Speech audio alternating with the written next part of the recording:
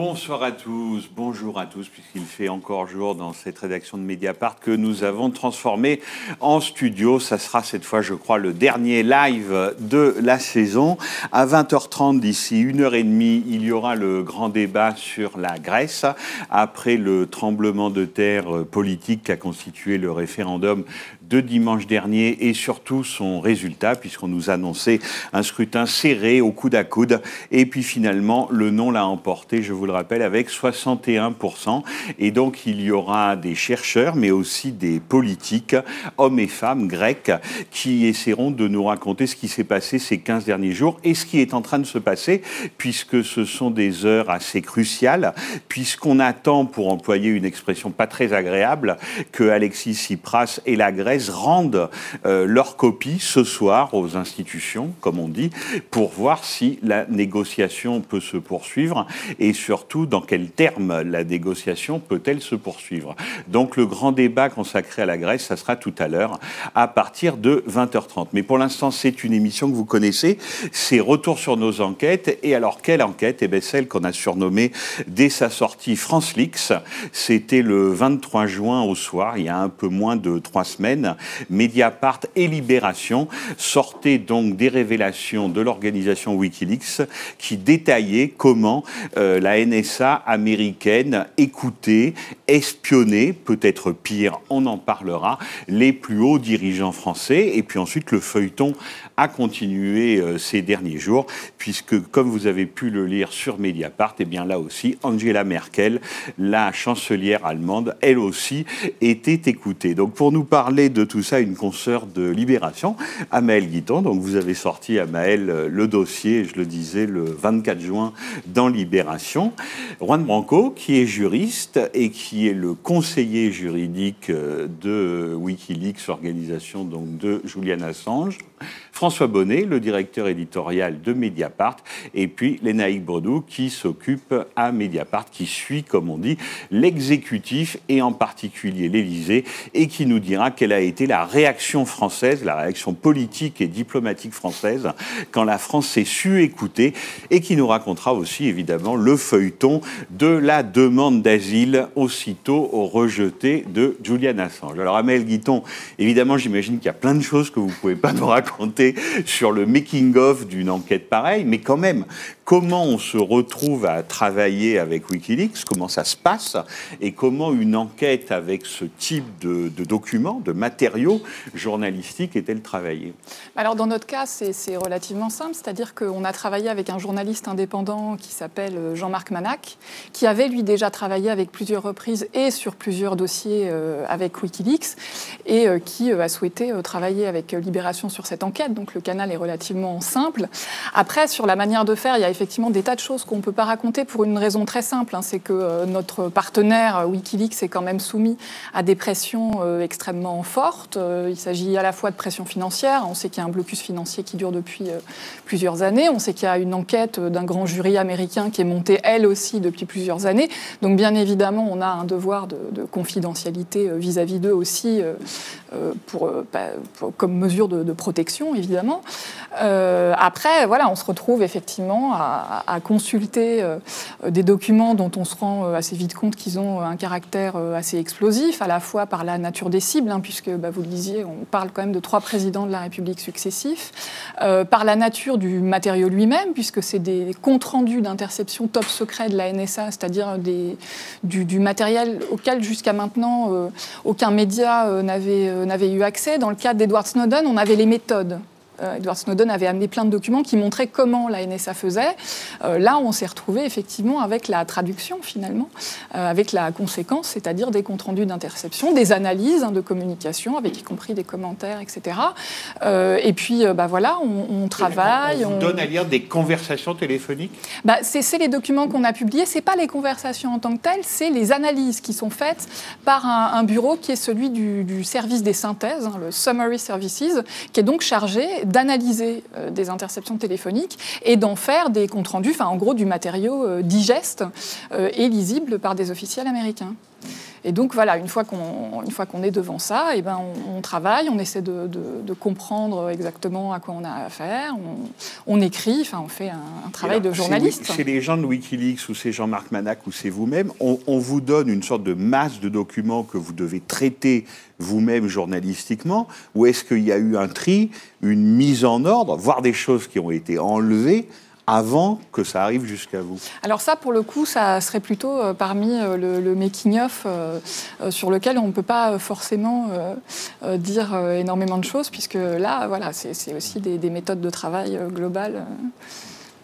Je pense que François Bonnet sera d'accord avec moi là-dessus.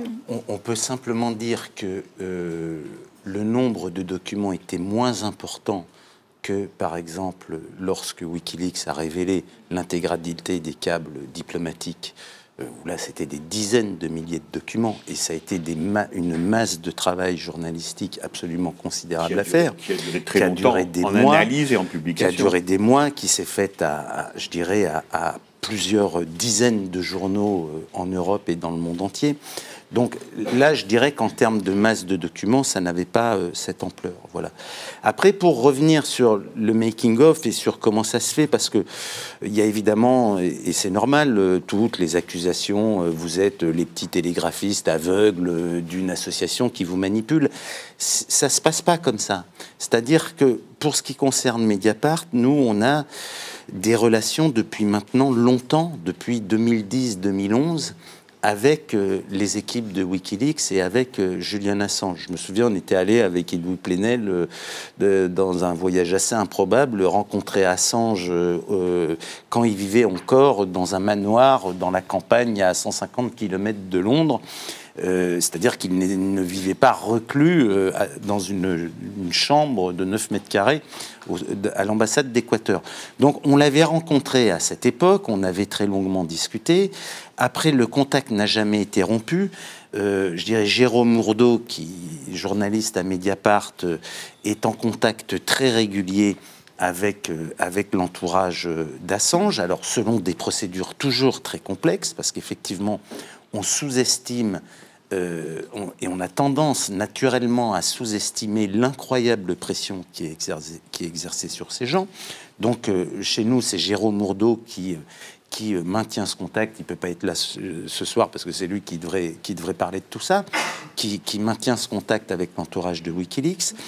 Et ensuite, je dirais qu'il y a une procédure de travail. C'est-à-dire qu'on n'est pas, je dirais, on n'est pas les marionnettes d'un Julian Assange planqué au fond de l'ambassade d'Équateur. Ça ne se passe pas comme ça. Il y a des procédures de travail qui sont agréées des deux côtés. Je pense qu'on peut le dire qui sont agréées des deux côtés. On s'engage très formellement à faire telle et telle chose et à ne pas faire telle et telle chose. Et puis ensuite, le travail commence. Et Wikileaks a toujours revendiqué, je pense à juste titre, même si parfois ça a pu créer des tensions avec d'autres journaux comme Le Guardian, comme Le Monde, Wikileaks a toujours revendiqué cette qualité de lanceur d'alerte, c'est-à-dire de dire, nous, on révèle des documents, mais il faut qu'il y ait derrière un travail journalistique d'enquête, de validation de ces documents, de contextualisation, d'explication de ces documents. Donc, je ne sais pas ce que tu en penses, Amélie, mais il me semble que le partage des rôles est assez clair là-dessus. Alors après, il reste qu'il est parfois compliqué de travailler avec Wikileaks, parce que c'est normal, ils ont un jeu de contraintes qui n'est pas forcément le nôtre, ils ont des calendriers qui ne sont pas forcément les nôtres. Bon, voilà, mais je dirais que c'est normal, comme avec n'importe quelle source, n'importe quel informateur, où on est tout le temps en train de discuter de cette manière. Oui, alors je pense qu'effectivement, oui, le partage des rôles, il est aussi dans le simple fait que on est, nous, dans la situation française, avec un contexte politique qu'effectivement on connaît, avec une capacité, par exemple, ne serait-ce que à faire confirmer des contenus de conversation. Quand on a, par exemple, l'Élysée qui dit, oui, ce contenu est parfaitement probable, on ne peut pas vous garantir à 100% que ça a été ce jour-là, etc., mais enfin, c'est extrêmement crédible. Bon, ça donne quand même des indications, et ça, c'est effectivement le travail que nous, on a à faire de remise en contexte et d'aller voir en fait les principaux intérêts. intéressé. La plus naïve, la plus bête qui soit. Ça vous est arrivé dans un travail simple de vérification journalistique d'appeler quelqu'un en lui disant, un homme politique français, en lui disant, cher monsieur, j'ai là une note de synthèse qui dit que vous avez été écouté par Wikileaks et voilà ce que vous dites sur la note de synthèse et le monsieur ou la dame tombe des nues.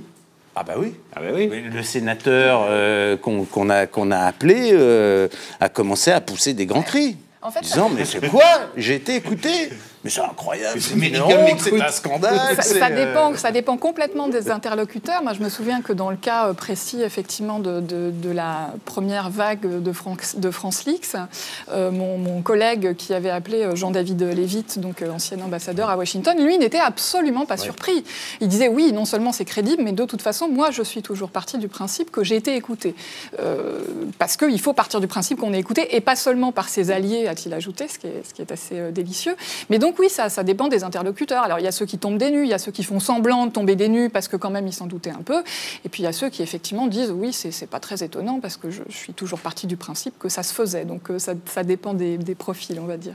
Alors de votre côté, puisque vous êtes le conseiller juridique ou un des conseillers juridiques de Wikileaks, Juan Branco, François Bonnet parlait, leur calendrier n'est pas forcément le nôtre, mais évidemment qu'il y a un calendrier. Donc comment ça se déclenche? C'est-à-dire une source d'information comme ça, on peut la donner, la travailler, lancer l'alerte quand elle est complète, ou est-ce que c'est aussi un calendrier politique de l'organisation qui se dit, ben voilà, on va déclencher France Leaks et peut-être que Julian Assange ensuite fera un texte pour demander quelque chose à François Hollande? Non, on a entendu ces théories du complot qui ont commencé bien avant avec la question du vote sur la loi sur le renseignement, qui a visé d'ailleurs Mediapart et Libération, où on se disait, ah tiens, comme par hasard, ça sort le jour du vote de cette loi, etc. La réponse qui avait été donnée à peu près par tout le monde, c'était qu'il faut des mois pour traiter ces informations et qu'évidemment, il n'y a pas de calcul aussi précis, en tout cas, surtout sur le contexte national du côté du Wikileaks. Il faut avoir conscience que Wikileaks, d'une part, c'est une organisation qui est quand même complètement sous-dotée par rapport aux ambitions qu'elle se donne, c'est-à-dire avoir un traitement d'informations.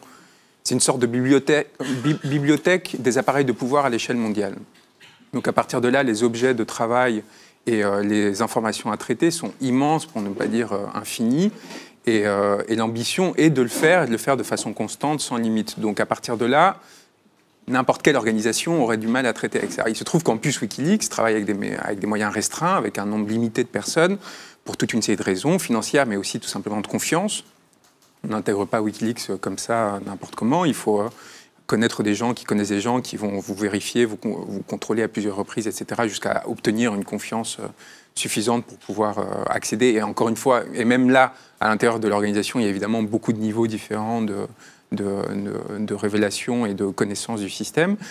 Et donc là-dessus, Wikileaks travaille un peu presque au fil de la plume, quoi. C'est-à-dire qu'elle a un stock d'informations qu'elle reçoit et elle le traite, évidemment, en tentant de filtrer selon l'urgence, selon l'importance qu'elle peut avoir, mais au fur et à mesure des informations qui arrivent. Et elle les traite, ces informations. Ça, c'est quelque chose d'important, c'est-à-dire que Wikileaks joue un rôle de lanceur d'alerte, mais pas seulement. Et à certains égards, je pense que c'est important de dire qu'elle s'assimile à une organisation de presse, parce que les informations qu'elle donne ne sont pas balancées telles quelles en brut aux partenaires, qui sont nécessaires, parce qu'évidemment, ils ont la connaissance, ils ont les moyens, ils ont les contacts pour vérifier, traiter, aider à trier et à hiérarchiser les informations. Mais Wikileaks fait déjà un travail en amont qui va permettre de débroussailler le terrain, qui va permettre justement d'effectuer une véritable collaboration. Ouais. Et ça, c'est très important, et c'est une des raisons pour lesquelles certains articles sont co-signés par des membres de Wikileaks, que ce soit en France avec Libération ou et Mediapart, mais aussi ça commence en Allemagne avec Der Spiegel et des membres de l'organisation à Berlin, parce que d'une part, ils considèrent que ça fait partie de leur rôle, et que d'autre part, évidemment, ça a des conséquences juridiques très précises. C'est-à-dire que accuser des journalistes de révéler des informations de ce genre, déjà, il faut l'assumer. Et d'autre part, éventuellement, je ne veux pas vous faire peur, mais ça voudrait dire éventuellement devoir vous accuser aussi de la même chose, quoi. Donc à partir de là, c'est assumer une responsabilité de la part des États-Unis ou de n'importe quel autre appareil de pouvoir qui est beaucoup plus lourde que celle qui consisterait à cibler 4, 5, 10 personnes, membres d'une petite organisation à un endroit donné. Alors, quand même, François, il faisait allusion. C'est vrai que le confinement, disons, de Julian Assange est sûrement le truc le plus spectaculaire. N'empêche qu'à côté de ça, les informations continuent à sortir et on a peu idée, en tout cas moi j'ai peu idée, de la pression financière, informatique, d'espionnage qui pèse sur les épaules de l'organisation. Et pourtant, le travail continue. Alors évidemment, je ne vais pas vous demander comment vous faites, parce que sinon vous ne pourrez plus tout à fait le faire, mais il y a là quelque chose qui est surprenant, c'est-à-dire que malgré la force des pouvoirs, on n'arrive pas à faire taire Wikileaks. Il y a quelque chose, je pense, qui est déterminant là-dessus, c'est que Julian Assange est quelqu'un qui a des capacités techniques extrêmement importantes, qui est considéré comme un des meilleurs hackers de sa génération, et c'est quand même un point de départ très important, c'est-à-dire qu'on est dans un monde du numérique dans lequel l'asymétrie des pouvoirs ne fait pas tout, c'est-à-dire c'est pas parce que vous avez d'un côté des milliers d'employés et de l'autre quelques personnes que vous allez nécessairement réussir à casser les systèmes de sécurité de ces quelques personnes. Et il y a Julian Assange et il y a toute une série d'autres personnes et tout un écosystème qui s'est développé autour de Wikileaks, qui existait déjà évidemment d'ailleurs avant, avec des personnes comme Jacob Appelbaum, le système Tor, etc., qui en fait se soutiennent mutuellement. C'est pour ça que Julian Assange a dit qu'une partie de ses services techniques était en France. C'est vraiment un réseau qui ne veut pas être revendiqué, qui ne veut pas se revendiquer comme tel, parce qu'il ne veut pas évidemment être exposé à une dissémination des pressions, qui s'appuie de façon discrète et qui permet justement de tenir mutuellement selon les combats et de disséminer la pression, en fait. Mais le harcèlement est hallucinant. On parle de Julian Assange beaucoup, mais si on parle de Jake Appelbaum, il raconte très bien comment un soir, une nuit, sa copine s'est réveillée avec littéralement 5 à 6 personnes avec des masques infrarouges qui la regardaient à 1 mètre d'elle, sans rien dire, et qui sont partis, pareil, sans rien dire. Enfin, je veux dire, le niveau de pression et de violence qui s'impose aux personnes qui sont de près ou de loin connectées est vraiment extravagant. Et ça s'étend aux avocats, c'est intéressant. C'est-à-dire que les avocats sont systématiquement arrêtés aux frontières quand ils vont aux États-Unis, etc., etc. Donc il n'y a pas de limite. Il y a même des gens qui, alors à la fois des proches de Wikileaks et des gens qui ont travaillé sur les dossiers Snowden, qui aujourd'hui vivent à Berlin et ne vivent plus aux États-Unis parce qu'ils estiment que c'est vraiment trop compliqué. C'est le cas de Laura Poitras, bon, Jake Appelbaum effectivement est lui aussi à Berlin, donc Sarah Harrison est à Berlin. Qui a fait le film, Citizen Four. Voilà, donc on voit bien effectivement que c'est une pression assez énorme. Et d'ailleurs, alors jusqu'à maintenant effectivement, il n'y a jamais eu de pression vis-à-vis des médias qui ont été partenaires de Wikileaks. Ça s'est vraiment concentré sur eux. Et je crois que si ça continue à fonctionner, c'est aussi parce qu'ils ont gagné cette espèce de légitimité. Moi, j'avais été très frappée, j'avais lu il y a maintenant plusieurs mois, voire peut-être même 1 ou 2 ans, une conversation entre Eric Schmidt, le patron de Google, et Julian Assange. Eric Schmidt qui préparait donc un bouquin qui est sorti depuis The New Digital Age, était allé voir Assange à l'époque où il était dans un manoir, hein, c'était avant l'ambassade, pour lui demander de lui expliquer Wikileaks. Et Assange disait, Wikileaks est là pour traiter la pointe de la pyramide de la censure, c'est-à-dire des lanceurs d'alerte qui peuvent s'exposer à des poursuites légales, voire à des agressions physiques, etc. Et c'est exactement à ça que leur système de soumission a servi, qui effectivement s'appuie sur la cryptographie, c'est ce que disait Erwan Branco, il y a un savoir-faire technique qui est réel, et je crois qu'ils ont réussi finalement à gagner cette légitimité d'être l'organisme vers lequel on se tourne quand on a des documents qui sont vraiment d'une sensibilité extrême, parce qu'on sait que là, on va trouver à la fois une infrastructure et une prudence, une capacité aussi à protéger l'information qui est supérieure à celle de beaucoup d'autres organisations. Mais je crois que c'est ça qui est important, parce qu'il y a évidemment la capacité technique, mais il y a aussi une légitimité en termes de traitement par Wikileaks de ses sources et des documents qui lui parviennent. Ce qu'il y a de très intéressant, moi, comme dit Wikileaks, Wikileaks ne commande jamais ses sources, et on fera évidemment comme eux. Mais ce qu'on comprend de l'activité de Wikileaks ces dernières années, donc en gros depuis la révélation des dizaines de milliers de câbles diplomatiques américains, c'est que de nouvelles sources sont là et que de nouveaux documents parviennent. Quand Wikileaks sort, c'était quand il y a 2 mois, les Saudi Leaks, sur toute une série de documents sur l'Arabie Saoudite, c'est absolument passionnant. Ils ont sorti les histoires Sony, là ils sortent France Leaks et puis tout le volet allemand. Les Saudi Leaks, c'est en particulier sur la vie politique interne de l'Arabie Saoudite. On ne peut pas dire que ça soit très documenté. C'est quand même pas l'endroit le plus transparent, quoi. Si on parle avec des diplomates sur ce qu'ils pensent comprendre du fonctionnement interne de l'Arabie Saoudite, on a des grands blancs en réponse. Bon, et là, il y a donc un matériau absolument extraordinaire. Et ce qui contribue à la légitimité de Wikileaks, c'est tout de même son éthique et sa rigueur éditoriale. C'est-à-dire dans le traitement de ces matériaux, Wikileaks n'a jamais été pris en défaut sur l'authenticité et la qualité des documents qu'ils fournissent. Donc c'est vrai qu'ils font tout un travail d'expertise de ces documents que nous faisons, nous, dans une autre mesure à la suite, mais à l'origine, tout ce travail est fait. Mais d'ailleurs, vous l'avez évoqué, Juan Branco aussi, il y a la théorie du complot, comme quoi, voilà, France Leaks vient répondre à la loi sur le renseignement. On avait fait une soirée... Oui, mais moi, ce qui m'a frappé... Quand nous, on a sorti le compte suisse de Jérôme Cahuzac, c'était pour ceci, cela. Donc, dès qu'on sort une info, c'est évidemment une partie de billard à 3 bandes. Bah, si on a une bonne info, on la sort. Sinon... Mais François Bonnet, moi, ce qui m'a frappé là, c'est... peut-être au contraire l'absence de démenti. C'est-à-dire que même au plus haut sommet de l'État, je n'ai pas entendu un porte-parole de Jacques Chirac, Nicolas Sarkozy ou François Hollande en train de dire « mais qu'est-ce que c'est que cette histoire inventée par ce fou d'Assange et ces voyous de Libération ou Mediapart ?» On n'a rien entendu de tout ça. On avait l'impression qu'effectivement, voilà, c'était acté. Il n'y avait pas de démenti à cela. Et vous aurez pu remarquer aussi qu'il n'y a eu aucun démenti de la NSA elle-même. Qui depuis le début des révélations, n'a absolument pas communiqué. S'il y a bien une garantie d'authenticité, pour moi, c'est celle-là. Ça dit tout.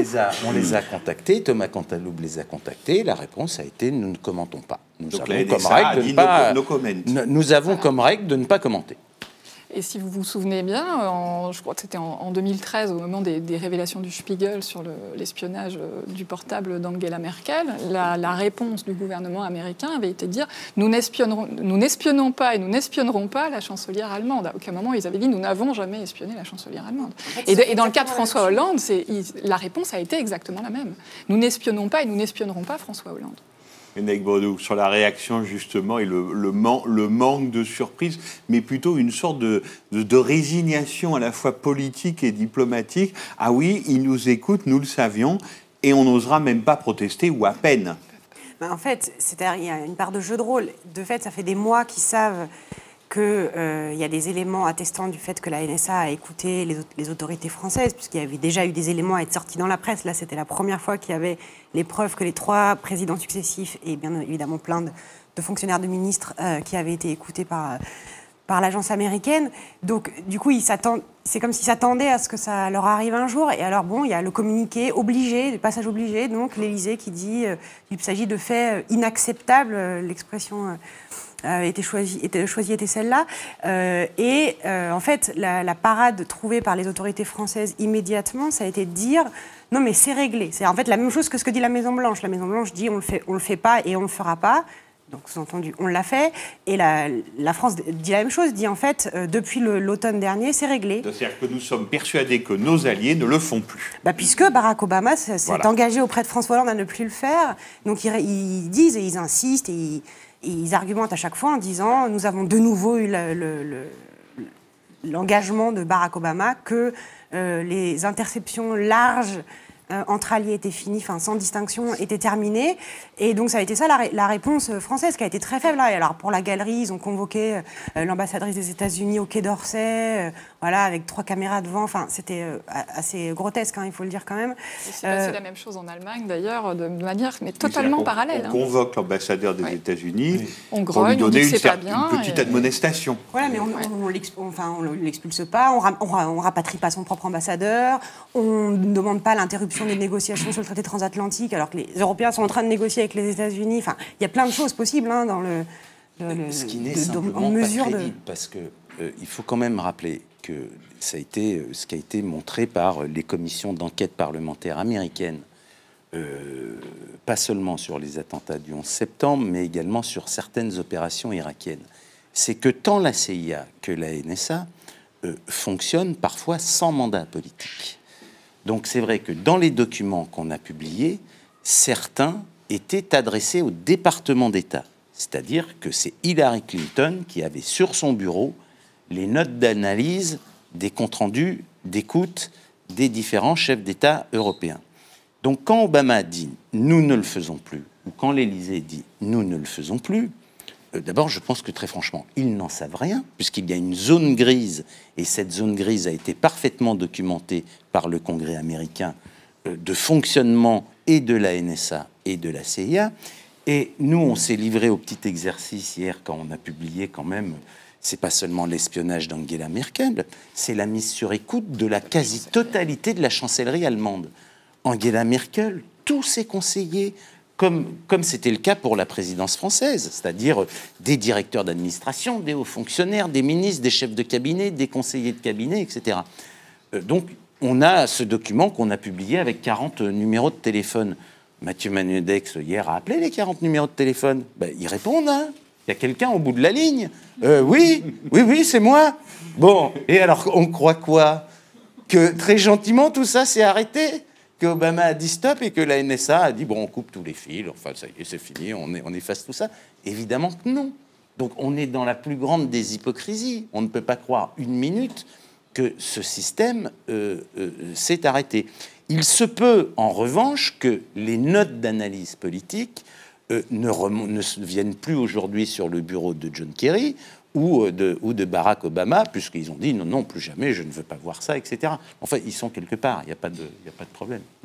Et quand on lit les documents, Amel Guiton, on voit bien, est-ce qu'on peut dire que c'est politique pour aller vite, ou c'est surtout économique? Parce qu'on a surtout insisté là-dessus. Ensuite, quand vous avez sorti les uns et les autres, Pierre Moscovici, on sentait bien que c'était les intérêts vitaux économiques et même la conquête des marchés qui étaient visés. Mais c'est quel type d'espionnage? Parce que quand on écoute quelqu'un, on peut évidemment avoir des informations qu'on n'aurait pas autrement, faire échouer des opérations parce qu'on est mis au courant, et puis se livrer, pour employer quand même un vilain mot, au chantage, purement et simplement, puisque on a forcément des éléments de conversation politique et privée dont les gens ne voudraient pas qu'ils soient divulgués. Ce qui est certain, c'est que ça n'est pas que de l'espionnage politique, puisque, outre effectivement des synthèses d'interception, on a aussi publié ce qu'on appelle des expressions de besoin, donc qui en gros sont des feuilles de route. Alors là, qui pour le coup sont établies par le directeur du renseignement américain à destination de la NSA, sur en gros les questions auxquelles le renseignement d'origine électromagnétique, comme on dit, est censé répondre. Et là, on voit bien que dedans, il y avait par exemple les grands contrats français. Et ça, la date d'origine, dans mes souvenirs, de cette fameuse expression de besoin, c'était 2002. Donc on comprend qu'il ne s'agit évidemment pas que d'espionnage politique, mais aussi d'espionnage économique.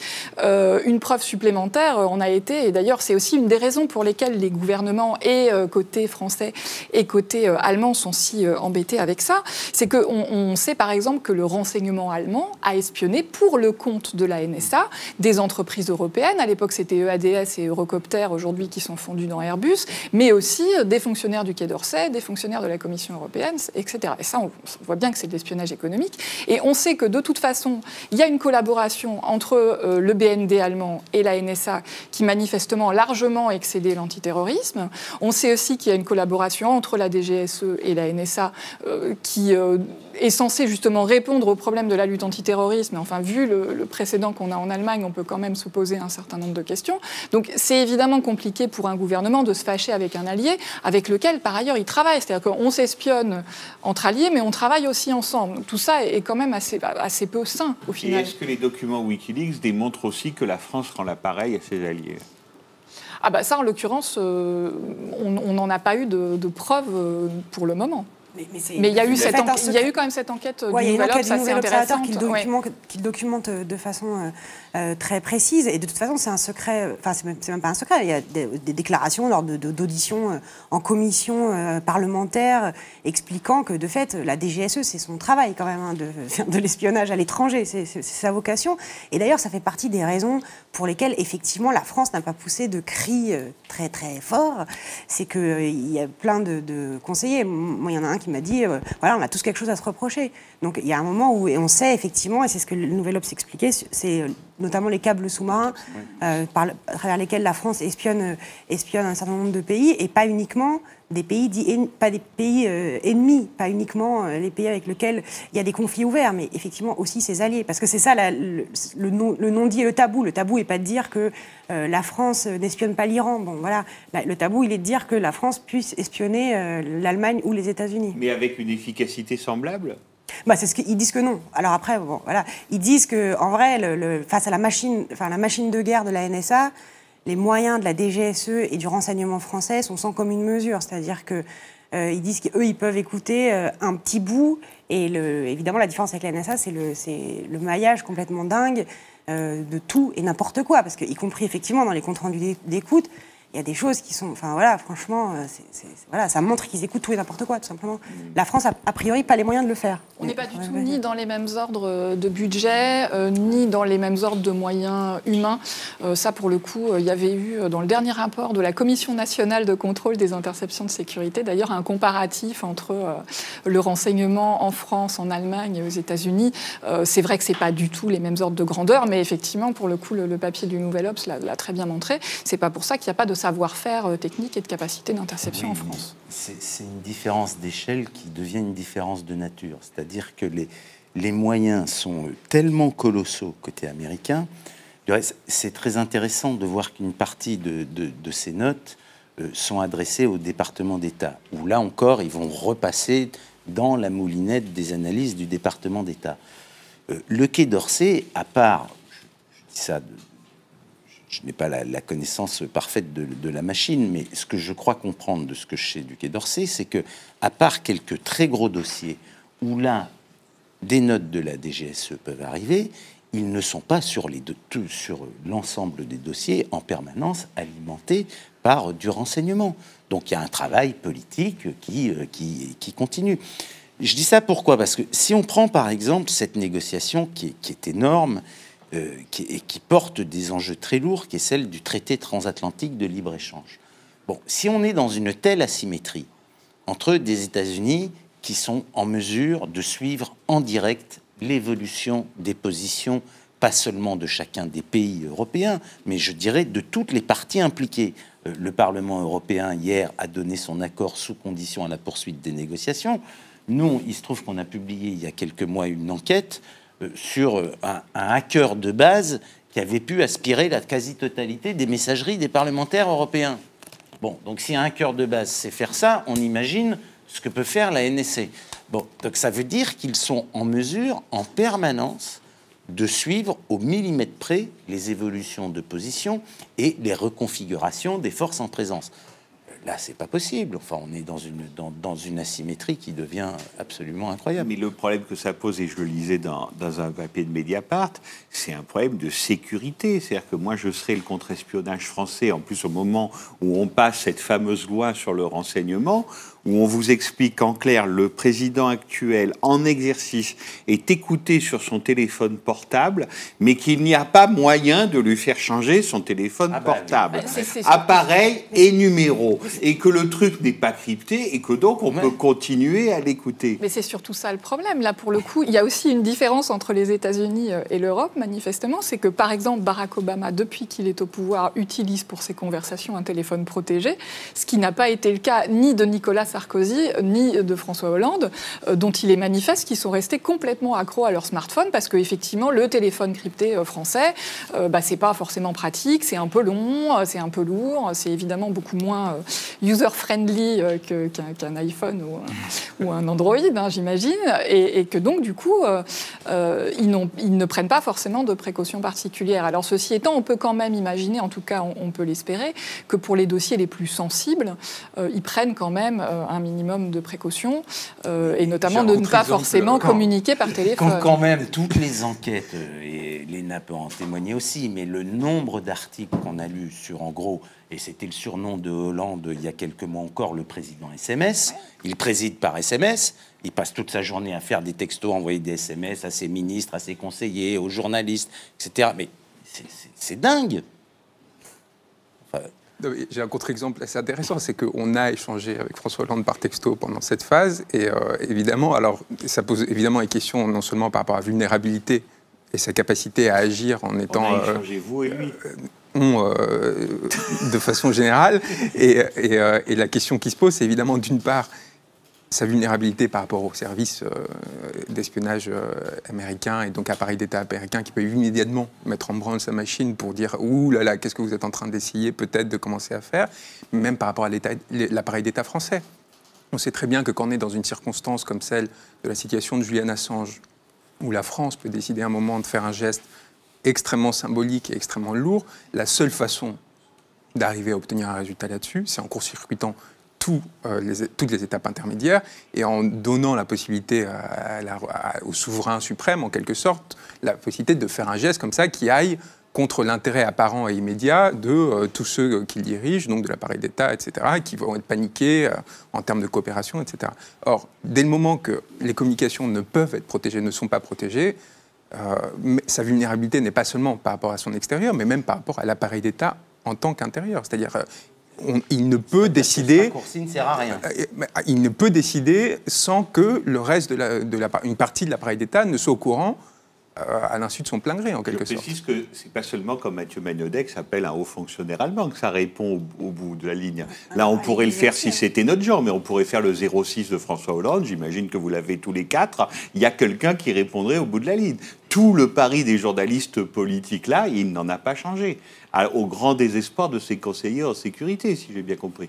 Oui, d'ailleurs, la question a été reposée après la révélation, les premières révélations sur les écoutes des 3 présidents. La question a été reposée à l'Élysée et ça a été redit. Et voilà, et tout le monde sait que ça ne changera rien. Et y compris, c'est même pas uniquement au niveau du chef de l'État. Ce qu'ils disent à l'Élysée, c'est qu'en gros, ils utilisent son SMS, mais bon, quand ils décident de faire la guerre au Mali, ils évitent de le faire par SMS. Donc, non, mais ça va mieux en le disant quand même. Non, mais voilà, c'est-à-dire quand on dit, les réunions du Conseil restreint de défense n'ont pas lieu par iPhone, quoi. Ils ont lieu à l'Élysée, etc. Mais est-ce que l'iPhone est déposé dehors? Je ne suis même voilà. pas sûr. Hein. Donc en fait, par exemple, non mais là où c'est hallucinant, effectivement, sur le degré de protection et l'espèce d'inconscience quand même, d'asservissement volontaire un peu quand même, hein, parce que c'est que ça ne date que d'il y a 1 an que les iPhones restent à la porte du Conseil des ministres. C'est-à-dire que jusque-là, ils avaient tous leurs iPhones, soit à la main, soit sur la table.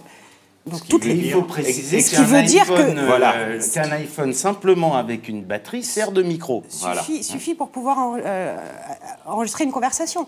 Donc, et de toute façon, ils disent effectivement qu'à chaque fois qu'il y a eu des recommandations sur les conseillers, sur les ministres, en dehors même du chef de l'État, disant utilisez vos téléphones théorèmes, les téléphones cryptés, ces téléphones de télé, les théorèmes, utilisez vos communications sécurisées. Ah ouais, voilà, ils veulent pas le faire, ils sont toujours avec leur BlackBerry, ils veulent pas changer leur BlackBerry ou leur iPhone, et à chaque fois, c'est le même résultat. Et effectivement, avec l'argument que ce téléphone ne marche pas bien, qu'à chaque fois qu'on passe une frontière, il faut le réinitialiser, etc., etc. Ce qui est d'ailleurs un petit peu dommage, parce que si dans l'entourage de François Hollande ou de Nicolas Sarkozy auparavant, il y avait eu un peu plus de geeks, il saurait qu'entre un smartphone ouvert à tout vent et le fameux téléphone crypté de Thales, il y a aussi beaucoup d'étapes intermédiaires. Il se trouve que quand on est journaliste, qu'on est un peu geek et qu'on travaille sur les questions de surveillance, on sait aussi qu'il y a tout un tas d'applications qui permettent notamment de chiffrer ses SMS, de chiffrer ses conversations téléphoniques, de chiffrer ses mails, etc. et qui permettent quand même d'échapper en grande partie à ce genre de désagréments. Donc peut-être qu'il y aurait besoin d'un conseiller un peu geek aussi, ce qui permettrait de répondre à une partie du problème, probablement pas à tout, hein, puisque quand le téléphone lui-même est piraté, ça, on ne peut pas malheureusement y faire grand-chose. Mais en tout cas, il y a moyen de se protéger un minimum, et ce qu'ils ne font manifestement pas suffisamment. Comment c'est organisé juste quelques jours après le début de France Leaks, si ma mémoire est bonne, la demande, le texte publié et la demande d'asile de Julian Assange à la France. Donc ça vient 10 jours après la première révélation, quand même, ce qui nous a laissé le temps de voir d'une part que les réactions étaient fortes en France, qui n'étaient pas forcément attendues, en tout cas pas dans cette ampleur, surtout avec des réactions officielles très très importantes. En particulier la réaction de Christiane Taubira, qui dit que l'asile n'est pas inenvisageable. Alors pour nous, on peut s'être habitué au fait que Christiane Taubira soit en porte-à-faux avec le gouvernement ou une parole différente. Il reste que pour l'extérieur de la France, c'est la ministre de la Justice, la numéro 4 du gouvernement, et gardienne de la Constitution, et donc elle porte une parole qui, pour certains, peut engager la France. Donc ça, c'est la première chose. Ensuite, on a vu commencer à s'organiser une série d'initiatives de la société civile, avec c'est la lettre ouverte qui était publiée par Mediapart, avec des personnalités comme Cantona, comme Vincent Cassel, etc., qui ont appelé à donner l'asile à Julian Assange. Et il y a eu des contacts officieux avec les plus hautes autorités de l'État pour établir une discussion et pour justement leur présenter la possibilité, ce qui a été révélé par la suite dans la tribune dans Le Monde, c'est-à-dire que Julian Assange, au-delà de la communauté de valeurs qu'il pouvait trouver avec la République française, avait de la famille en France, avait vécu en France, etc. Et que donc Donc évidemment, ça pourrait faire sens. Donc ça, c'est la première étape. Ça se fait de façon un peu presque anarchique, parce qu'on est harcelé par les demandes d'intervention de diverses choses. Et il faut improviser en fait au fur et à mesure. La Wikileaks a une connaissance assez faible de ce qu'est la France comme État, comme pays, comme culture, etc. C'est plutôt des personnes qui viennent de milieux anglo-saxons. Donc il faut traduire en fait ce qui se passe en France, etc. Et progressivement, on en vient à l'idée de se dire qu'il y a peut-être une fenêtre, pas forcément concrétisable en fait, mais en tout cas une fenêtre pour poser le débat et poser la question. Et d'autant plus que toute une série d'événements devrait arriver bientôt sur l'affaire suédoise qui pourrait la faire péricliter. Donc les accusations, les suspicions, parce qu'il n'a jamais été accusé formellement, mais de violences sexuelles de la part de Julian Assange. Mais quelle révélation? C'est-à-dire, non, il pourrait y avoir, normalement, la prescription intervient le 15 août pour 3 des 4 faits qui ont amené aux suspicions au 15 août, et donc je vais passer les détails techniques, mais il y a une possibilité que l'affaire s'effondre complètement au 15 août, en fait. Et donc, dans ce contexte, on s'est dit, il y a peut-être quelque chose à faire, en fait. Et ça s'improvise, en fait. C'est vraiment, il ne faut pas fantasmer le fonctionnement d'une organisation comme ça. On en discute beaucoup, on essaie d'avoir des points de vue, on commence à élaborer un texte, on hésite, est-ce qu'on contacte en privé, est-ce qu'on lance publiquement, on lance des partenaires médiatiques, on voit si le monde serait intéressé. On avait mis avant beaucoup de temps pour décider si faire le 20h de TF1 ou pas de Julian Assange. Ne pas avoir fait des démarches officielles de demande d'asile, et pourquoi ce seul texte d'Assange qui ne demande pas formellement l'asile, mais demande la protection de la France. Ça, c'est très intéressant, c'est très important. C'est-à-dire que quand on fait une demande d'asile officielle sur un pays de l'Union européenne, ça entraîne toute une série de conséquences juridiques sur l'ensemble des autres États européens. Et il faut faire toute une série de démarches qui sont très lourdes et qui prennent beaucoup de temps, qui de toute façon ne peuvent pas s'improviser.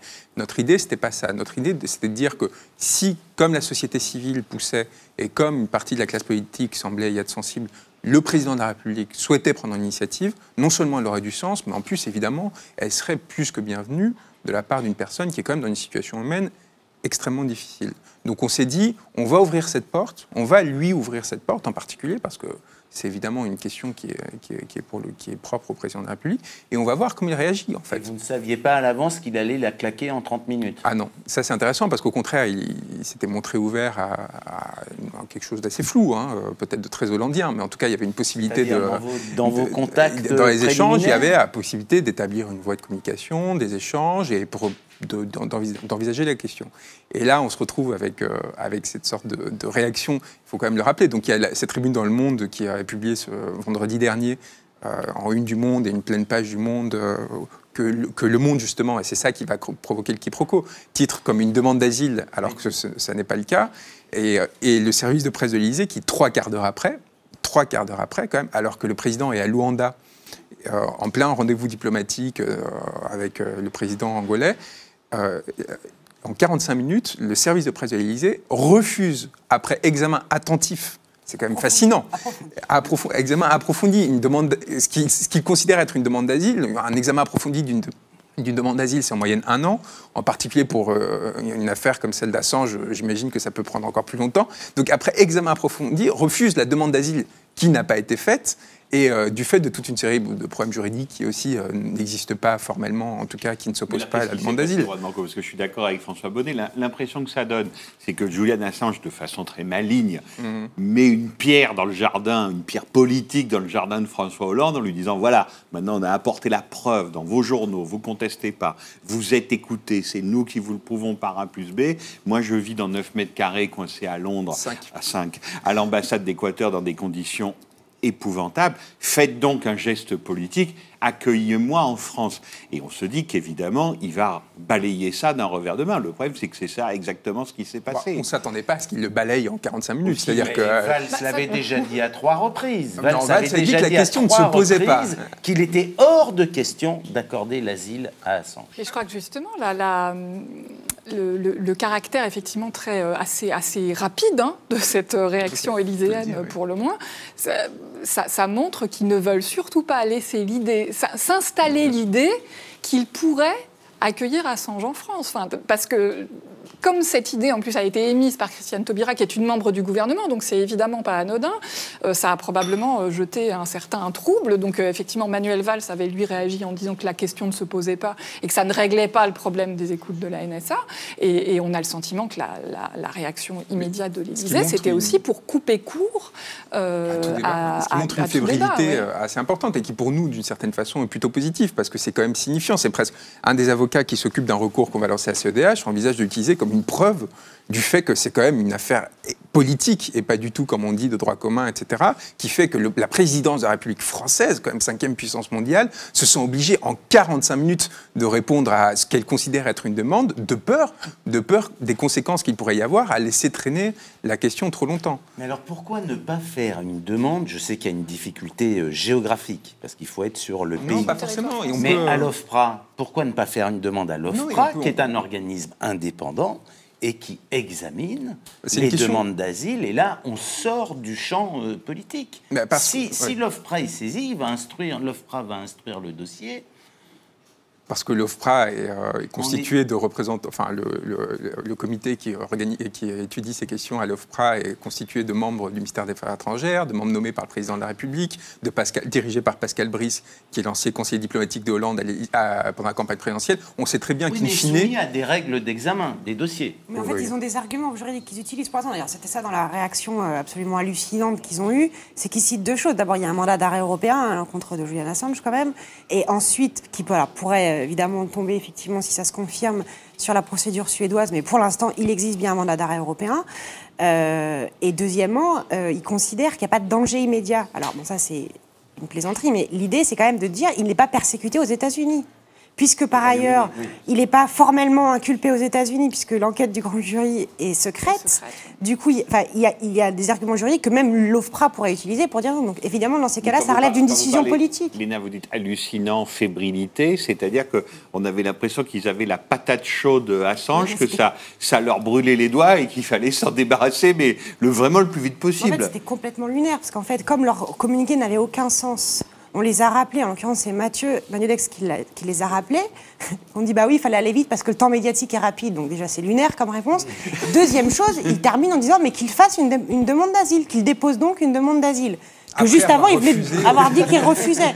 Donc c'était surréaliste. Mais il ne faut pas oublier, ce n'est pas la première fois qu'ils font ça.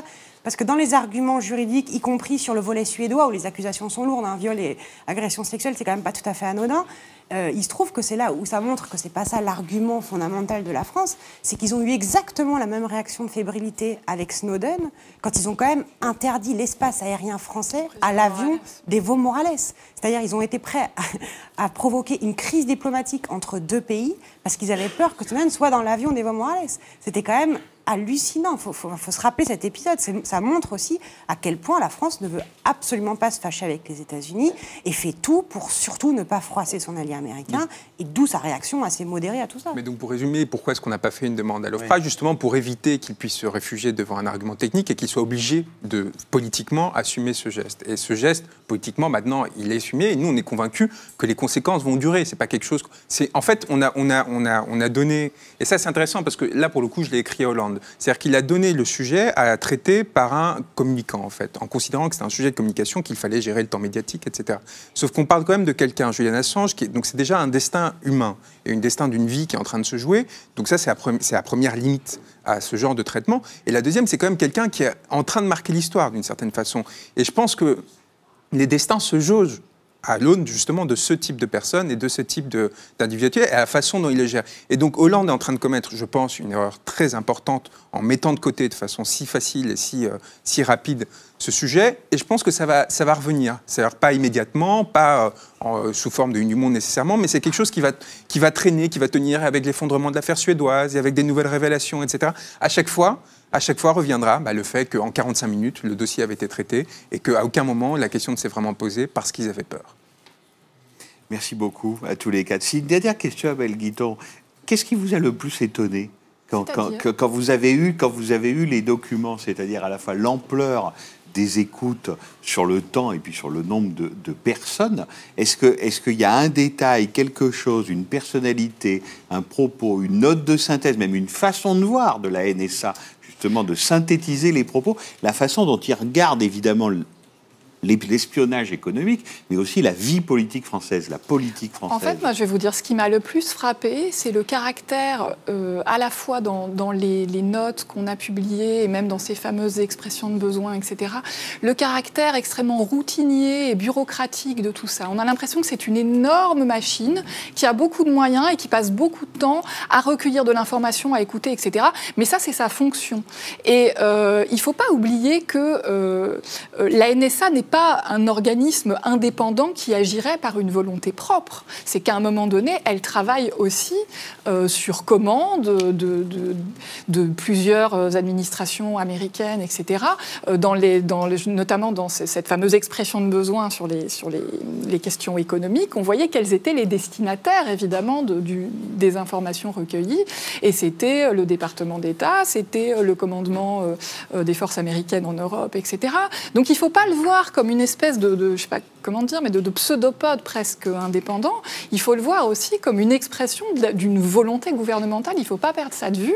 Et effectivement, on se rend compte que leur travail, oui, a quelque chose de bureaucratique, de répétitif, de routinier. Enfin voilà, moi c'est vraiment ça en fait qui m'a le plus frappé. Merci beaucoup à tous les quatre. On va se retrouver dans 35 minutes maintenant exactement, donc pour notre grand débat du soir consacré à la situation politique et économique en Grèce. On prendra l'antenne exactement à 20h30.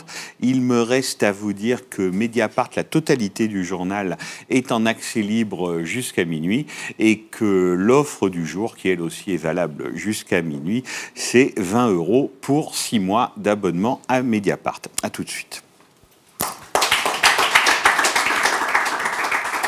Merci.